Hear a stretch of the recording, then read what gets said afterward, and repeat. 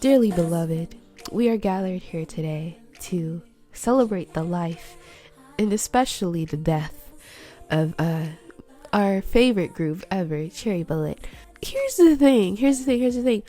I woke up to the news, all my K-poppy friends were talking about it, and it's just like, did we really give a fuck? Did it really matter that much to where we had to talk to each other about it that much? Because if we're being honest, Cherry Bullet as a group has been dead to me, at least since 2019. Maybe 2020 when Aloha Oi came out, because that's my shit.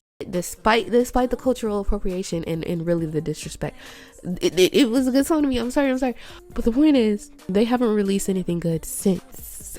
We're 4 years removed from that. Did we really care? Like, Cherry Bullet might as well have disbanded in 2020 and nothing would have changed, to be honest with you. We'd still be sitting here today not giving a fuck is the point. But you know what, for y'all who still had hope in that group, I never did, because FNCW, which was a label created just to focus on the women at FNC, even though the AOA girlies were still there and they weren't under FNCW. So clearly it was money laundering, or just like, oh, we really don't give a fuck about you, so we're just gonna lower that budget of yours. What was I talking about? Oh yeah, for those of you who still had faith in this group, my heart bleeds for you, not really. And I hope that y'all can move past this point. It is sad they only got barely 5 years to make something shake. In comparison to the 7 years, had they had that 2 extra years, what would they have done with it? Not sure. Not chart on melon, that's for sure, but that's okay. We love you, loved, and we will miss you forever. Goodbye, Cherry Bullet. Y'all, Q&A came on the other day and I oh my god, I almost cried. So we're gonna cry here today. Cue the song, y'all. Cue the song.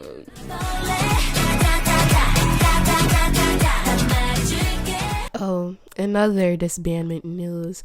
Not really. BB Girls and Warner Music Korea ended their contracts, which brings good and bad news. The good news is that they're going to continue on. They've created their own company. Not going to give my comments about that. But the sad news is that Yujeong will be leaving their group, which is disrespectful to me, because I didn't really fuck with Brave Girls like that.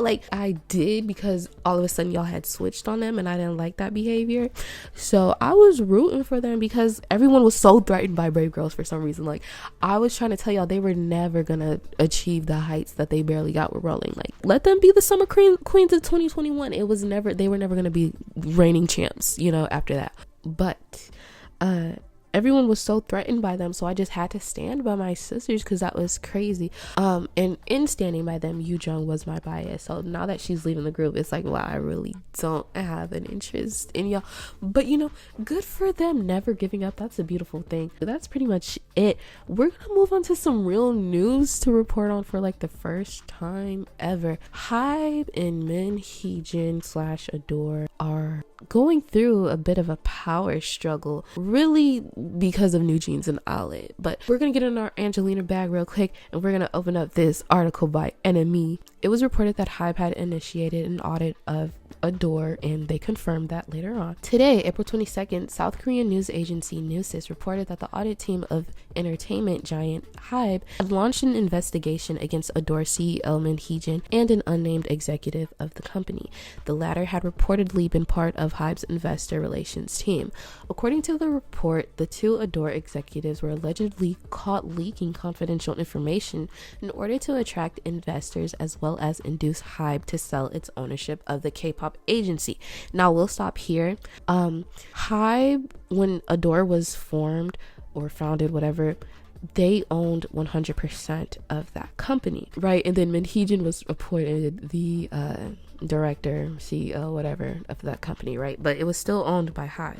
After New Jeans' commercial success, that's when they gave Min Heejin a whopping 18% of ownership. So I guess now Min Heejin is trying to get more, obviously, which again, which is crazy. Like, you signed a 360, like you signed one of the worst deals ever, but that's what happens when you're from SM Entertainment, like you're just known for having terrible contracts, but that's okay.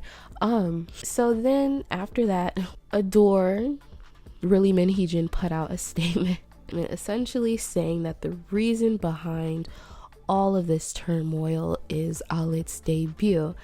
So we're gonna read that article. Ador CEO Min Heejin, currently on the verge of being dismissed from her position by Hybe, called Alit a NewJeans copycat and cited the girl group as a source of her clash with her label's parent company. Now, already NewJeans copycat is correct, but it's just like, no, I'm not gonna say that yet. Let's finish reading the article and then I'll give my opinion. Min released a statement on Monday evening criticizing Hybe's disregard for the similarities between NewJeans and fellow rookie girl group Alit, which debuted in March under Ador's sister label Beelif. The cultural success of Ador's NewJeans is ironically being undermined by Hybe, Min said. After Alit's teaser image was released, there was an explosive response online, with many commenting that they initially thought the group was NewJeans. Alit has been copying NewJeans in all areas of activities, including hair, makeup, costumes, choreography, photos, videos, and event appearances, Min added. Alit is being evaluated as a derivative of NewJeans. Min also blamed Hybe founder Bang Si-hyuk, who helmed the production of Alit's debut EP for the class. Ador already filed an official complaint about Hybe's attitude toward NewJeans, as well as Alit's copycat issue, Min said. However, Hybe and Beelif Lab refused to acknowledge any wrongdoing, merely coming up with a string of excuses and delaying concrete responses. Hybe, in the CEO's telling, notified Min Monday that her position would be suspended for dismissal, citing concerns that her actions might significantly damage Ador's corporate value. Min also denied the conglomerate's claims that she attempted a takeover. So this is the full statement that Min Heejin released.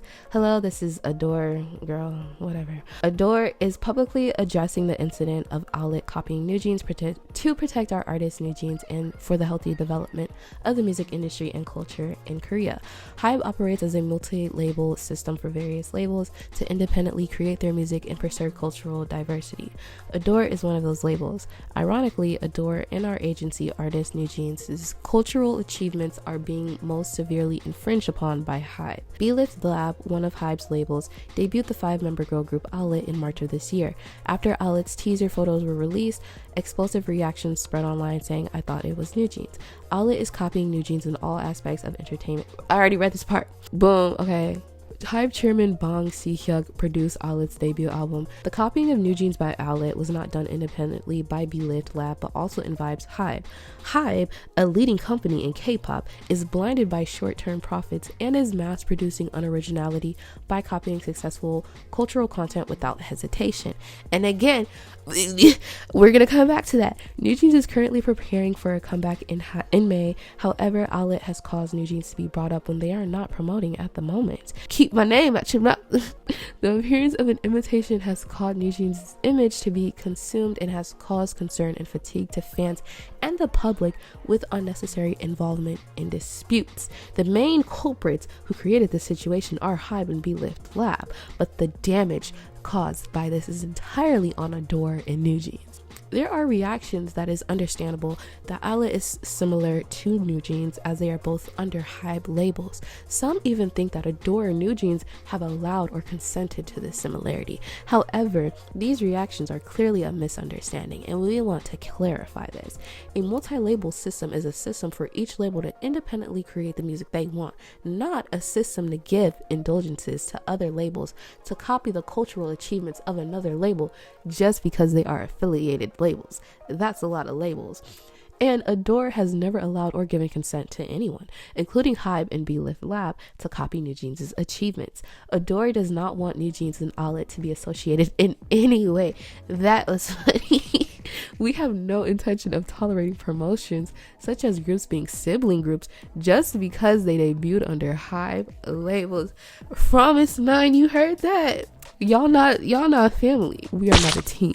This is a competition. Ador has already officially raised the issue of copying blah blah blah. We talked about that. At the same time, they are attempting ridiculous media play such as that CEO Min Heejin tried to seize management rights. It is incomprehensible how a legitimate complaint to protect. Right, reread that. Next. It appears that Hybe and V-Lift Lab, along with chairman Bong Si-hyuk, think that simply driving CEO Min Heejin out of the company will end this issue without providing proper apologies or measures. However, Ador will use all possible means and methods to protect the cultural achievements that NewJeans has worked for and to prevent further infringement due to copying. We want to make it clear that we cannot tolerate copying and various unfair actions continuing against Ador and NewJeans. Girl, this statement is we're almost done. Okay. Hybe and V-Lift Lab may try to dilute the incident from debut by highlighting the difference between NewJeans and Outlet as Outlet's activities increase. Misunderstandings by fans and the public may also increase over time. As a result, Ador has decided to announce an official position after sufficient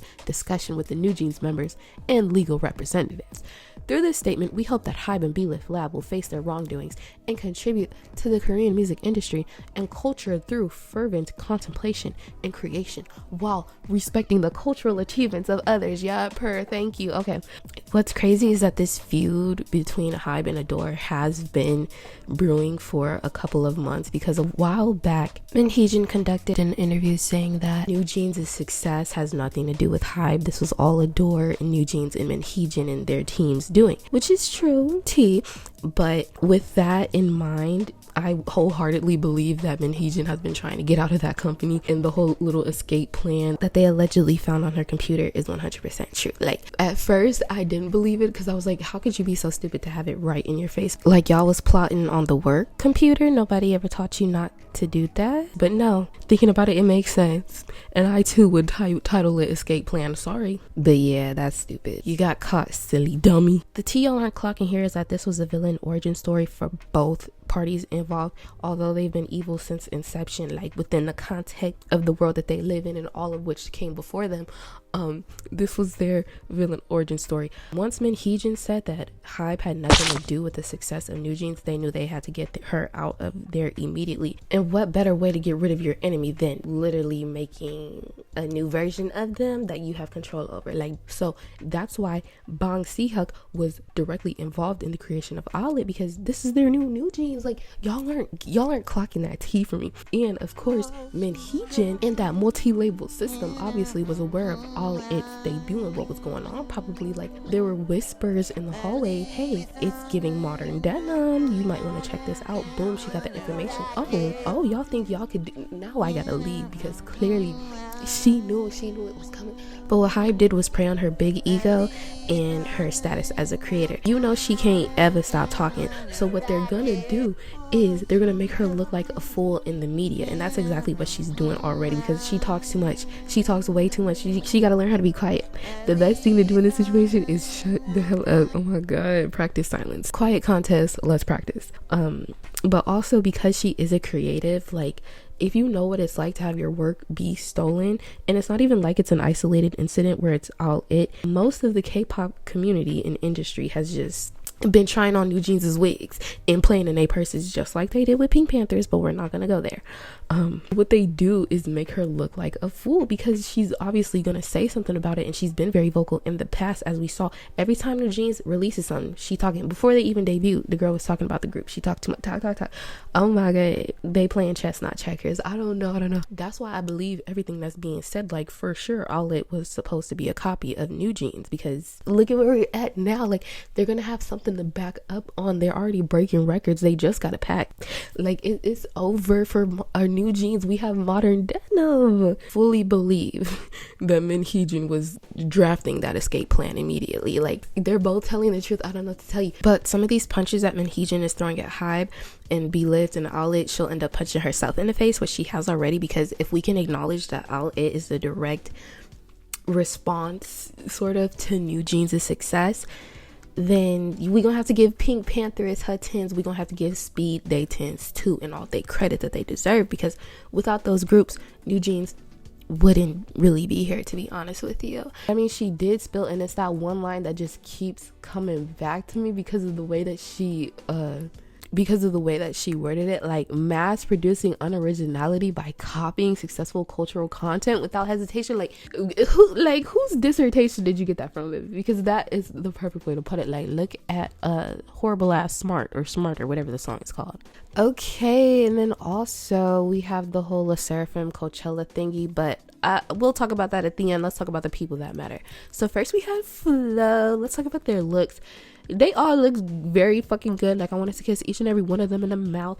I will say though that I wasn't really messing with the outfits week one. Like, Georgia, the green with the red, it was giving me very much so Poison Ivy, and it was cute. Her stomach was out, she body tea, like she looked good. I liked her outfit because with the flowiness of the outfit, the green just works better. But then you get the other two. Stella, she was giving me Mariah Carey circa 2022, but the girls are like, oh, this is giving Beyonce's like debut era. When did Baby Boy come out?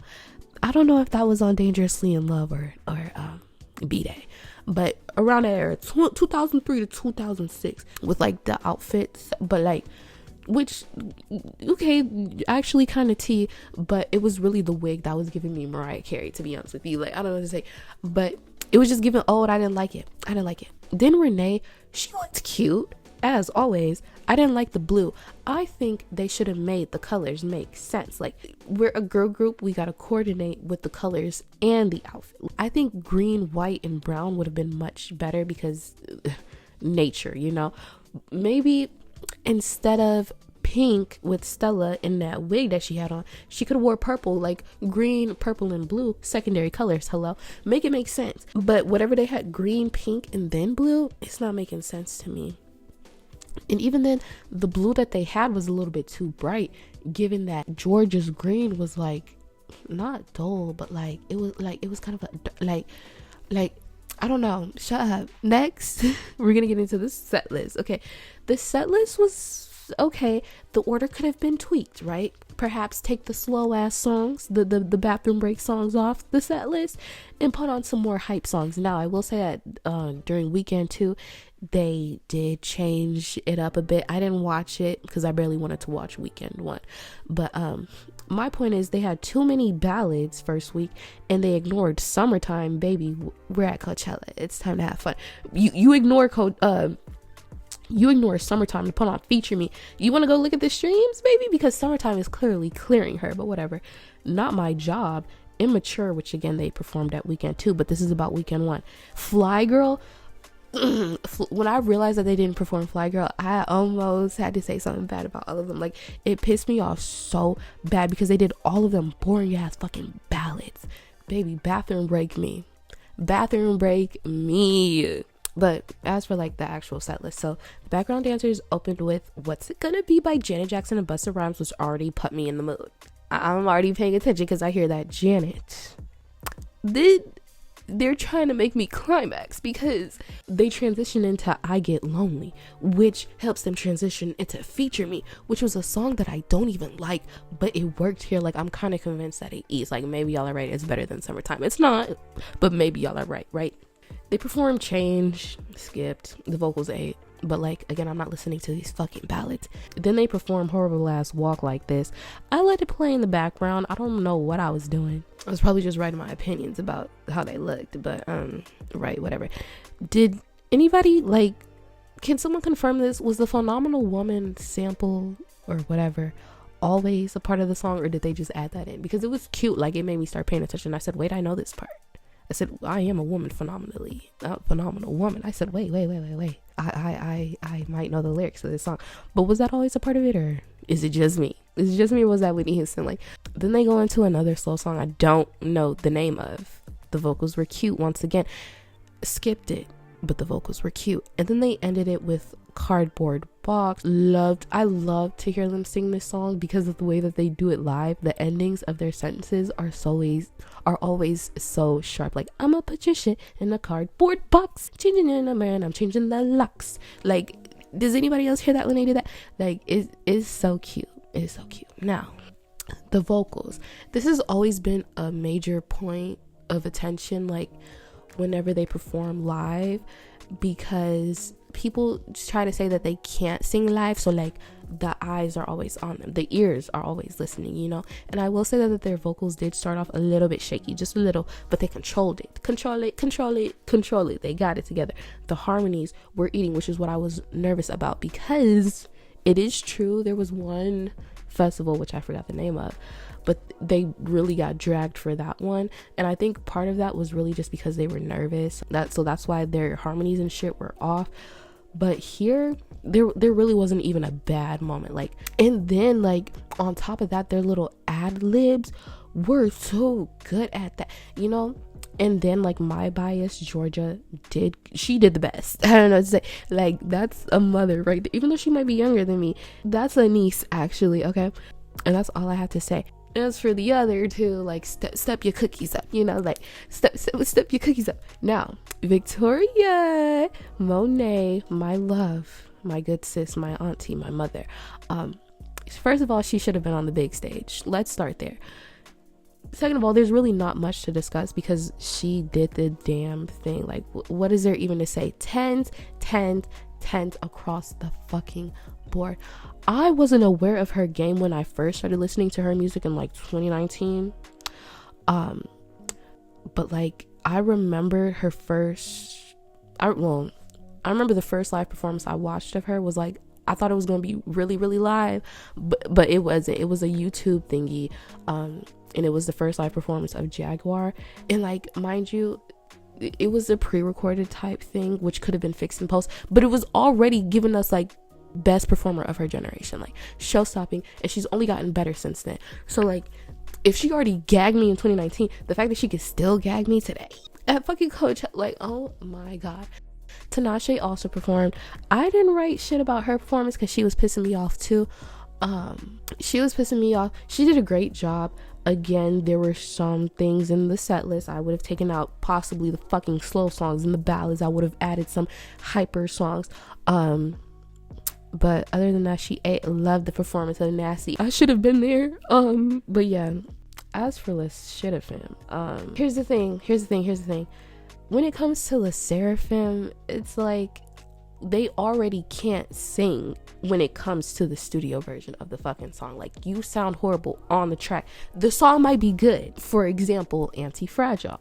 The song is amazing, but they sound horrible. And so my point is, I already know they can't sing in the studio version. What made y'all think that they were going to sound great live is my question. I feel like every month there's an article about Sakura apologizing to fans for not being good at singing or dancing or performing. So it's like, once again, where is this? I don't even know if it's shock, but like, I don't know what it is, but it's just like, me personally, I took that into mind and I did not watch their Coachella performance because there wasn't going to be much there for me. I wasn't going to get vocals. I love their performances. I do. They're really good performers actually, and dancers. But like, I wasn't going to get good vocals and I wasn't going to get good music because they have a total of 6 good songs. And I didn't think they were going to perform them because like, why would they ever perform the Greatest Mermaid, whatever the song, live? But they actually did. So let me not do too much on my sisters. My whole opinion on the discourse is just like, how is it in the audience's fault that they sound terrible? Like, I'm not the one barring the door to the rehearsal rooms, to the practice room. I didn't handcuff and put tape over their vocal coaches. That's not me. That must be Hybe's doing. That's Source Music, not me. How is it my fault? What was funny about it was people bringing up Blackpink and aespa's Coachella performances as if they weren't tearing those girls up. Now, I don't remember what I said about aespa's Coachella performance. I think I liked it. Like, they were singing live and that was cute, but like, obviously their strength isn't performing, so it was a little boring, but like, the mics were on and they sounded good for them. Blackpink, I'm gonna always eat up a Blackpink Coachella performance. One thing about them, Blackpink on the regular, like on a tour, they're not gonna slay. but they know when to bring game. They know when to clock in and lock in, and that's on Coachella. That's when they're doing any type of live performance where millions and millions of people are going to be tuned in. Like, so they're my sisters for that. But it was funny watching people bring that up to be like, look at these great Coachella performances. Sserafim fucking sucks ass. And it's like, you're not wrong, but y'all was shitting on them bad, especially aespa. That's just a part of aespa's history, their villain origin story. You know, the girls gonna hate on, me included, gonna hate on aespa any chance we get, and that's okay. Anyway, I would say it's sad that like Source Music and Hybe sent them out there knowing that they sounded like that, but I don't give a damn, to be honest with you. Like that's the saddest thing in the world, is that they can't sing and it's their company's fault. Like, it's worse things happening in the world. But yeah, I do think the defense of them is also funny because that first week, I will say that weekend 2 they did much better than weekend 1. Weekend 1 was fucking terrible, and I only saw the clips. I didn't watch the full thing, and I don't care because again, they sounded terrible. You could say, oh, you're just picking out certain clips to make them look bad. Baby, they already did that to themselves when they sounded terrible on the tracks, on the record, off key on the record. You sound terrible. But when people were like, oh, people at Coachella actually enjoyed it, so I'm gonna take their word for it. And it's like, okay, have you ever been to a concert? Like, sometimes you're really not gonna hear how, especially if there's a backtrack, you're really not gonna hear how they sound. Imagine everyone around you screaming, you're on some type of substance, hopefully ketamine, you're on some type of substance, and the people in front of you are performing, and like there's a backtrack. It might be low, but like in person, it might be low through the live stream, but in person it's kind of like, you know, you're not really gonna hear when they make a mistake. They kind of like, unless you're looking for it, unless you're really listening for it. But if you're just enjoying the moment, of course you're gonna be like, oh, I had a great time at fucking Coachella, bitch. I was high, I was on that ketamine, I was having a great time. Of course, that defense was funny. Like, the people there enjoyed it. Okay, what if they didn't like it? What if somebody was like wasted money, hated it, then what? Is the defense gonna be like, so you wasted your money, lol, Sserafim up, step your cookies up, they still got money from it? Like, what is it gonna be? Actually, I don't even think they get money from performing at Coachella. I think you gotta pay to whatever. All of it's stupid. Again, Sserafim sounds terrible on the track. Of course they're gonna sound terrible live. They need to untie the trainers, their coaches, and get their asses, unlock the practice rooms and get to work, because it's not working out. It's not looking good for y'all. But yeah, that's just my opinion on that. Also, Yujeong did good. Like, she had good moments and bad moments. Same with like, all of them had good moments and bad moments. But like, no. Chebul and Yujeong had great moments and some not so great moments. The rest of them had good and terrible moments. That's how we'll break it up. Yep.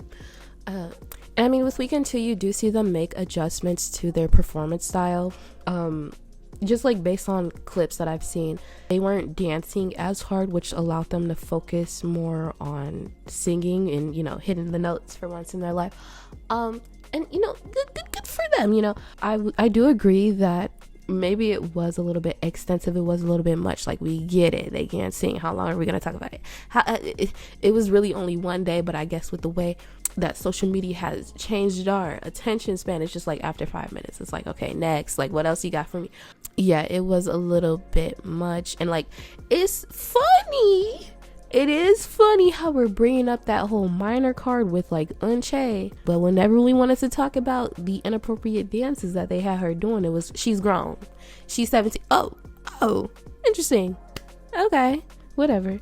But also, this discourse reminds me of a little bit of idol discourse from like 6 or so months ago, where this is the new standard for 4th and 5th gen groups, where it's like, you don't really have to sing that well, you don't have to really dance that well either, or perform, even though dance and performance have been like the thing for 4th and 5th gen groups. Even then, they don't even really have to be good at that, is what I'm saying. But because of that, people were saying, oh, K-pop has always been about like visuals and like the music videos and and it's like, well, not really, because if that was the case, we wouldn't have had main vocalists positions back all the way to the 90s. Like, there wouldn't have been a need for the sub vocalist category and the main dancer categories. Like, clearly somebody had to be good at something to be in the fucking group. Now it's just like, oh, we're all rounders, but not really, because you suck at everything, to be honest with you.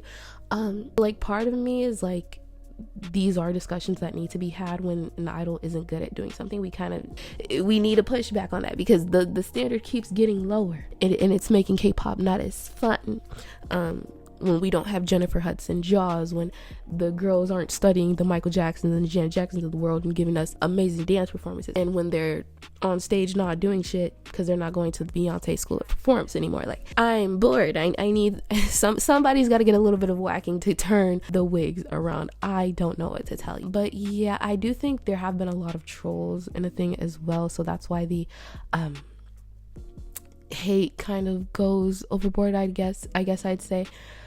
But like, girl, they did bad. I don't know what you want me to do about that besides say that they did bad. Like, I don't. Oh yeah, and loossemble came back. I'll go more in depth at the end of the month, but I think my opinion is just pretty much what everyone else has been saying online. The title track, obviously leagues ahead of Sensitive, but the album itself, it's not touching Sensitive. Like, again, loossemble had one of the best Luna debuts of all time. That album is amazing. It's gonna be better than artms, and it's already better than Odd Eye Circle's debut under Mod House. Let's wake that tea up. Clock that tea. As for artms though, I think I talked about Birth, right? I liked Birth. It's definitely something that, like, you'll have to watch with the music video to kind of develop a better interest in it, I guess, is the way to explain why I like it and why it's kind of good. Flower Rhythm, I'm gonna have to really listen to, because everyone was like, ooh, the better song has more streams or is performing better on YouTube, blah, blah, blah. And I was like, I don't know if I liked Flower Rhythm like that, but I'm gonna have to re-listen to it for now. But I'm really still so excited about their upcoming debut. Make sure y'all tune in. And yeah, I almost forgot to mention aespa is finally releasing their first full-length album. Obviously going to be 10 tracks short, but that's okay, because after 4 fucking years, it's finally here. After 3 years of playing in our faces and saying aespa full album on the horizon, it's finally here. And you know why? Because we're about to enter that recession. Baby. They need that money, okay? I'm not even excited for like the music itself. I'm just excited that they finally confirmed that they have a first full-length album. I don't know how I'm gonna feel about the music, because I didn't like Drama. There was only like 2 songs on there, Don't Blink and maybe Hot Air Balloon, that I liked. I didn't like My World as a whole. Like I like Spicy and I liked Thirsty.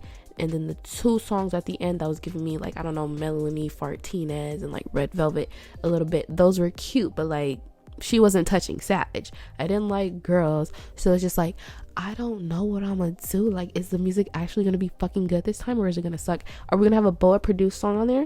Huh? Give her a little reason to stay? Huh? Get her to come out of retirement? Huh? Any Boa songs on there? But yeah, I'm hoping Sumin is on there. Please enlist Sumin to produce a song. I know she's not gonna be on there, but I still have hope. Yeah, that's pretty much it. As you all are aware and have made me aware, I have not been posting a lot on this channel. So when I say a couple of Ajanugu news episodes ago, this could literally be like 6 months in the making. But yeah, so a couple of Ajanugu news episodes ago, I told y'all that I started watching Married to Medicine, like, from the beginning. I finished or got caught up when season 10 was on episode 5. And I gave up Real Housewives of Potomac to do that. So let's talk about Real Housewives of Potomac first. With that, I stopped watching after episode 3, but I did watch the reunion and I did keep up, like, with everyone's tweets and shit. But I didn't take any notes to talk about this. So this is straight from the dome, to be honest with you. But 2 things we could focus on real quick. Robin is not returning to Real Housewives of Potomac. Hey, thank the Lord. 1 down, 2 more green-eyed bandits to go. Well, 1 green-eyed bandit to go plus Ashley. 1 light skin down, 3 more to go. Karen, you can stay. This is like the happiest day of my life. I will miss Robin on the show just because it gave Karen, such an easy target for some of her best liners. I'm really gonna miss that, but that means she can focus all her energy on Ashley and her fake marriage so she can ram it up her ass because her marriage is well established. And then also it allows her to focus on Giselle too. A mess, a hot mess. OMG, y'all don't know, we are so back in some ways. We're so back in some ways. But yeah, this is long overdue. Thank God that lady is gone and I will not have to see her on my TV screen anymore. She might be a friend of the show when it comes to Giselle, but I am excited to see their dynamic, how that's like, especially with Candace gone. Oh, sad, whatever. That is my good sis. I love her. She's the best housewife on the show next to Karen. But I am excited to see how this new group dynamic will play out. Will Giselle be as evil? Will Ashley like be a nice person? Like, who knows? But whatever. Married to Medicine, I'm so mad that I didn't get to make my video on like the people that I liked, because after this recent reunion, it's like, damn, do I like anybody on the show at this point? So my faves for most of the show was, first of all, Dr. Simone. Y'all are so mad. I don't care if she's loud. Like, y'all aren't loud enough. That's a mother right there. I love her so much. But with the reunion, when she brought up Quad's niece's death, was it her niece? I'm not sure. But she was like, when that happened, I was there for you. I check up on you, da da da. It's like not the time or place to really bring that up, to be honest with you. It made her look like such a terrible person. But I'ma still stand by my mother at the end of the day. Dr. Jackie, she was a queen for me. I don't know what to say. Yes, she didn't need to bring up Buffy's infertileness, okay, infertility. She didn't need to do that. Yes, she is shady. Yes, she throws stones and hides her hands, kind of. Yes, she do be using Dr. Heavenly as a mouthpiece, but it's just kind of like, and like, so next. But yeah, this reunion was also pretty bad for her. But we're going to talk about that in a second, if I could even remember what happened at the reunion. Dr. Heavenly, I be on the fence with. She's funny. I'll give her that. She's crazy. She's delusional. And that makes a good housewife, which when you do the math, it makes her a good doctor married to... Girl, shut up. It makes her a good reality TV persona. I don't even remember why I didn't like her. Maybe because she went against Mariah, and y'all know Mariah was my good sis. Like, again, she can do no wrong. I don't care what she say or what she do. That's my mama. You gonna talk to her nice. What was that one girl's name? Let me look at the Married to Medicine. I hated Carrie. Hated her so much. Toya. Okay, when it came to Toya, she grew on me in the later seasons, but like, early on, I could not stand her, although I do love her husband Eugene. Like, they go together real bad. I love them together, but even though they mean to each other. But Toya now, not this season, but like maybe 8 and 9, I liked her. I don't remember. What was that? Dr. Contessa. Oh my God, I hated her so much. And I don't know if it was because Eugene had said that they were acting like niggas, and then she brought that book like about the N-word. Like, maybe from that moment on I hated her, but I'm so glad that they took her off. Don't ever bring her back again. Anila, who the hell is that? Oh, that's the I know who Anila is. She's the Indian one. Hated her. She was boring as hell. Why is Phaedra Parks on this show? But she's cool. Lisa, your husband, is a cheater, so I don't like her because she delusional. Quad, I don't like Quad. I'll be the first to say it. Again, go against Mariah Huck and it's going to cost you. I don't fuck with Quad. So if they want to kick Quad off the show, that just had to happen. But she is funny. The way that she talks pisses me off. She's really dramatic. She be trying to get her Emmy, that daytime Emmy. The way she be talking, put her on a soap opera, and she that's for her.